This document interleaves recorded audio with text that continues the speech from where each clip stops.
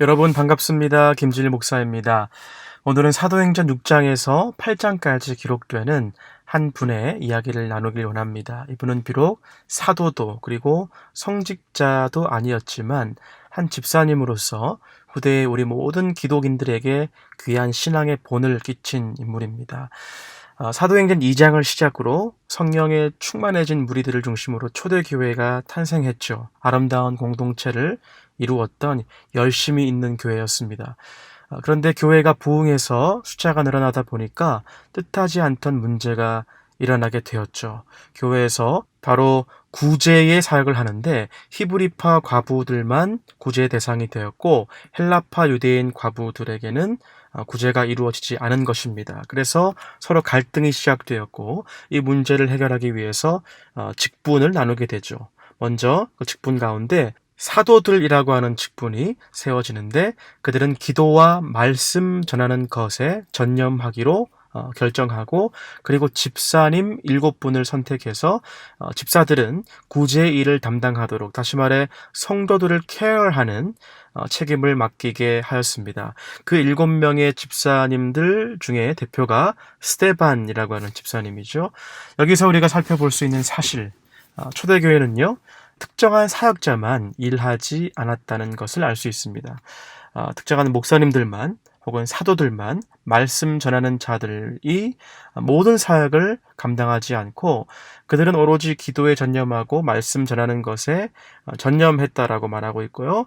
집사님들이 성도분들 가운데 외로운 분들이 있나, 아픈 분들이 없나, 기도가 필요한 분들이 없나 그 일에 전념했던 것입니다. 이렇게 함께 힘을 합치니까 시너지 현상이 나타나는 거죠. 주인의식을 가지고 서로서로 주도적으로 사역을 해나가기 시작하니까 교회가 어떻게 되겠습니까? 부흥될 수밖에 없는 것이죠. 그래서 놀라운 사실은요, 이 스데반 집사님이 성도들을 구제하고 또 돌보다 보니까요, 오히려 그 은혜와 권능이 충만해집니다. 그래서 그 수준이 어디까지 나아가느냐, 우리 6장 8절에서 10절까지 한번 살펴보십시다. 6장 8절에서 10절. 스데반이 은혜와 권능에 충만하여 큰 기사와 표적을 민간에 행하니 이른바 자유민들, 즉 구레네인, 알렉산드리아인, 길리기아와 아시아에서 온 사람들의 회당에서 어떤 자들이 일어나 스데반과 더불어 논쟁할세 스데반이 지혜와 성령으로 말함을 그들이 능히 당하지 못하여 그랬습니다. 전 세계 각지에서 온 이방인들이 예수의 신성에 대해서 또 인성에 대해서 부활에 대해서 삼위일체에 대해서 아마 질문했을 텐데 그러한 각종 논쟁에서 스데반이 지혜와 성령으로 말하니까 그들이 능히 당하지 못했다라고 이야기합니다. 여러분 오늘날 20세기, 21세기의 기독교 변증론자가 C.S. 루이스, 라비 제카라이어스, 팀 켈러 목사님이라고 한다면 초대교회의 당시에 가장 뛰어난 변증론자는 집사님이셨어요. 초대교회의 모습은 여러모로 그래서 우리에게 많은 것들을 가르쳐 줍니다. 몇몇의 사역자들 뿐만이 아니라 우리 교회의 모든 성도들이 만약 은혜와 권능이 충만하다라고 한다면 그때 놀라운 역사, 가정을 감당하고 지역사회와 열방을 감당하는 그야말로 1대1로 아니 일당 100의 사역을 감당하는 놀라운 능력을 가진 그러한 교회가 될 줄 믿습니다. 자, 이렇게 집사님부터 시작해서 초대교회가 큰 기사와 표적을 행하며 또 지혜와 성령으로 복음을 전하니까 당연히 소문이 났겠죠. 그 지역에 이 예루살렘 교회가 소문이 나기 시작했습니다. 그래서 한편으로 이에 반발한 자들이 예루살렘 공회에 스데반을 끌고 갑니다. 끌고 가서 그가 모세의 율법과 성전을 모독한다라고 하는 죄목으로 재판을 받게 합니다. 그때 스데반은 무리들 앞에서 초조함이나 두려움이 전혀 없었죠. 오히려 공회에 앉은 자들의 증언이 그 얼굴이 스데반의 얼굴이 천사의 얼굴과 같았더라라고 성경은 기록하고 있습니다. 그리고 그 현장에서 스데반은 더욱더 담대하게 설교하기 시작합니다. 요셉, 아브라함부터 모세, 다윗과 솔로몬 그리고 예수에 이르기까지 막힘없이 담대하게 설교하다가 그의 설교 말미에 급기야 공회원들을 분노케 하는 발언을 하게 되죠. 7장 51절에서 53절입니다. 목이 곧고 마음과 귀에 할례를 받지 못한 사람아, 너희도 너희 조상과 같이 항상 성령을 거스르는도다. 너희 조상들이 선지자들 중에 누구를 박해하지 아니하였느냐? 의인이 오시리라 예고한 자들을 그들이 죽였고 이제 너희는 그 의인을 잡아준 자요 살인한 자가 되나니 너희는 천사가 전한 율법을 받고도 지키지 아니하였도다 하니라. 놀랍게도 스테반이 지금 공회원들에게 어떤 말을 하고 있습니까? 정통으로 할례를 받은 공회원들에게 너희가 마음과 귀에 할례를 받지 못한 자다. 그리고 목이 곧은 자들이라고 지적하고 있었고, 그리고 너희 조상들이 그 의인, 다시 말해 예수를 잡았고 죽인 장본인이 아니냐라고 그들의 조상들을 욕되게 하는 말을 했으며, 그리고 너희는 율법을 받고도 다시 말해 율법을 알긴 알지만 하나도 지키지 아니했다라고 그들에게 그야말로 비수를 꽂는 강한 메시지를 전달합니다. 그러니까 그 자리에 있는 모든 자들이 분노하게 되죠. 성경을 보면 그들이 이 말을 듣자마자 마음에 찔려 심지어 이를 갈았다라고 이야기합니다. 얼마나 분노가 심했으면 결국 그 현장에 있던 모든 사람들이 스데반에게 즉시 달려들여서 돌로 치게 됩니다. 그때 스데반은 이렇게 말하죠. 주여, 이 죄를 그들에게 돌리지 마옵소서 라고 외치며 결국 순교하게 되었습니다. 성경은 그때 상황을 좀 자세하게 이야기하는데요. 스데반이 돌로 매를 맞고 피투성이가 되어 앉아 있을 때 그가 사울이라는 청년의 발 앞에 있었다라고 기록합니다. 사울은 기독교인들을 핍박했던 청년이었습니다. 당시 많은 사람들이 주변에 있었을 텐데 특별히 굳이 사울의 발 앞에 스데반이 있었다라고 기록한 것은 당시에 사울이 얼마나 예수 믿는 자들을 많이 핍박하고 있었는지 가늠할 수 있는 구절입니다. 여러분, 성경에서 사울, 그가 처음 등장하는 장면입니다. 자, 이 사건 이후로 스데반의 순교를 기점으로 막 부흥하고 있었던, 안으로 커지고 있었던 예루살렘 교회는 이제 큰 어려움이 있게 됩니다. 성경에는 큰 박해가 있었다라고 하는데요. 그냥 조금의 어려움이 아니라 큰 박해니까 예수 믿는 사람은 나중에 9장을 보면 남녀를 불문하고 발각되면 바로 감옥에 처해지는 상황이었습니다. 자, 그런데 우리가 여기서 주목할 점은요. 교회가 흩어지게 되니까 오히려 복음이 전 세계에 퍼지게 되었다는 사실입니다. 이것이 어떻게 보면 지난 퍼스펙티브스 훈련에서도 이야기한 것처럼 비자발적 선교의 대표적인 유형이라고 할 수 있는 것이죠. 8장 1절을 보실까요? 8장 1절에 이렇게 기록합니다. 사울은 그가 죽임 당함을 마땅히 여기더라. 그날에 예루살렘에 있는 교회에 큰 박해가 있어 사도 외에는 다 유대와 사마리아 모든 땅으로 흩어지니라. 자, 뭐라고 했습니까? 사도 외에는 다 여러 지역으로, 다시 말하면 예루살렘 바깥으로 흩어졌어요. 그리고 4절을 보십시다. 8장 4절에 그 흩어진 사람들이 두루 다니며 복음의 말씀을 전할세. 흩어진 사람들은 곧 사도 외의 사람들인데 그들이 두루 다니며 복음의 말씀을 전했다고 했어요. 이것은 놀라운 이야기이지요.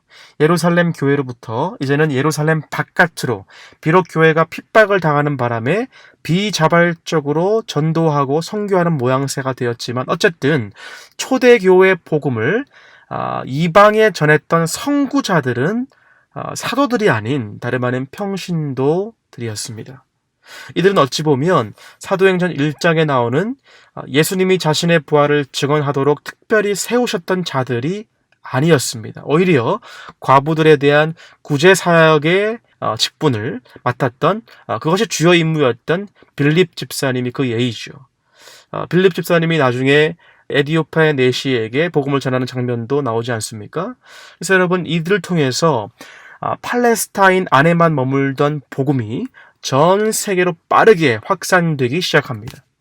전혀 예상치 못했던 박해를 통해서 교회가, 복음이 전 세계로 확산되었고 또 전혀 예상치 못했던 신도들로부터 복음이 확산되었던 사실입니다. 순교자의 피가 결국 교회의 씨앗이 되었던 것이죠. 여러분, 이러한 모든 현상이 실은 어떤 구절에 대한 응답일까요? 사도행전 1장 8절을 기억하십시다. 사도행전 1장 8절에 오직 성령이 너희에게 임하시면 너희가 권능을 받고 예루살렘과 온 유대와 사마리아와 땅끝까지 이르러 내 증인이 되리라. 누가 한 말이죠? 예수님이 하늘로 승천하시기 직전에 하신 말씀입니다. 내가 이제 하늘로 올라갈 텐데 이제 너희에게 성령이 임하게 되면 너희는 예루살렘에만 머물지 않을 것이다. 분명히 너희는 예루살렘 바깥에 온 유대와 사마리아와 땅끝까지 내 증인이 될 것이다. 그리고 그렇게 되어야만 한다. 이 예수님께서 이 땅에 계실 동안에 마지막으로 간곡하게 부탁하신 말씀이었습니다. 그 마지막 당부가 실제로 이제 사도행전 8장에서 이루어진 것이죠. 그러나 한 가지 아쉬운 점이 있다면 그 말씀이 이루어진 것이 방금 말씀드린 것처럼 그것이 비자발적으로 이루어졌다는 것입니다. 예수님께서 승천하신 후에 마가의 다락방에서 예수님께서 말씀하셨던 것처럼 실제로 성령이 충만하게 임했습니다. 그리고 나서 예수님의 말씀대로라면 성령을 받은 그들은 예루살렘 교회는 예루살렘의 바운더리를 넘어서야 했었죠. 예루살렘을 넘어서야 했고 유대를 넘어 그리고 사마리아로 열방으로 교회가 퍼져야 했지만 예루살렘 교회는 어찌된 영문인지 그렇지 못했습니다. 예루살렘 안에서만 복음을 열심히 전했던 것이죠. 그렇기 때문에 하나님은 그들이 예루살렘을 떠나지 않고 안주하게 되니까 그리스도인들을 비자발적으로 흩으신 것입니다. 심지어 예루살렘 교회를 핍박하면서까지 주님은 그 하나님의 뜻을 이루셨던 것이죠. 8장 1절 그날에 예루살렘에 있는 교회에 큰 박해가 있어 사도 외에는 다 유대와 사마리아 모든 땅으로 흩어지니라. 하나님의 말씀이 이루어지는 장면입니다. 비록 예루살렘 교회는 아주 열심 있는 교회였고 복음의 열정, 구령의 열정이 있는 교회였지만 이것이 참으로 아쉬웠던 것이죠. 사랑하는 여러분, 복음이 세계 모든 민족에게 증거되지 못하는 첫 번째 장벽은요, 그리스도인들이 본토 친척 아비집을 떠나지 못하고 안주하기 때문입니다. 떠난다는 것은 결코 쉬운 말이 아니죠. 쉬운 일이 아닙니다. 이것은 지리적인 개념뿐만이 아니라 문화적인 장벽을 넘는 일이요, 나의 안전지대를 넘는 일이기도 합니다. 내 이웃에게, 예수님을 모르는 내 친지들에게, 친구들에게 다가가는 것이 어쩌면 그것이야말로 장벽을 뛰어넘는 어색하고 또 어려운 일이지만, 그러나 여러분, 그 장벽을 깨뜨리면 여러분이 여러분의 안주의 현장을 떠나게 되면 역사가 일어납니다. 우리가 이렇게 아름다운 복음을 받아들이고 지금 이렇게 구원받은 백성으로 살아가는 것은 무엇 때문입니까? 수많은 선교사들이 본토 친척 아비집을 떠났기 때문이요. 그리고 우리에게 처음 복음을 전했던 그 어떤 사람이 그들의 장벽을 깨뜨렸기 때문에 가능한 일인 것이죠. 심지어 그 일이 비자발적이었다 하더라도 말입니다. 역사적으로 보면 우리 그리스도인들에게요, 안전지대는 없었습니다. 우리 그리스도인들이 오히려 안주하게 되면 주님은 심지어 핍박을 통해서라도 흩어지게 하셨고 잡혀가서라도 복음을 전하게 하셨습니다. 여러분, 오늘 우리에게 주신 말씀 기억하시면서 스데반 집사님의 순교, 그리고 그 현장의 중심에 있었던 사울이 결국 바울이 되었던 사실, 또 그에 따른 세계 선교의 시작, 놀라운 역사의 한 페이지를 살펴보았습니다.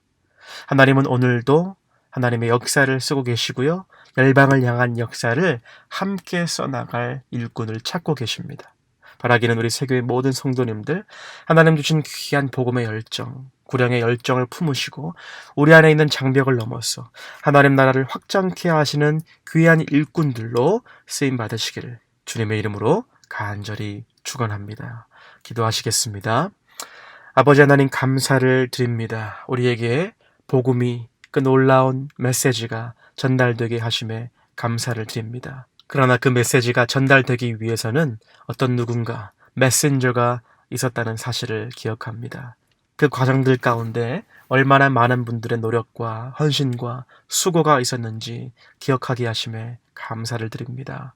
우리도 오늘날 우리의 삶의 현장, 그리고 우리의 일상 가운데 복음의 역사, 그 역사의 페이지를 주님과 함께 날마다 써 내려가는 하나님께서 기뻐하시는 충성된 일꾼으로 삼아 주시옵소서.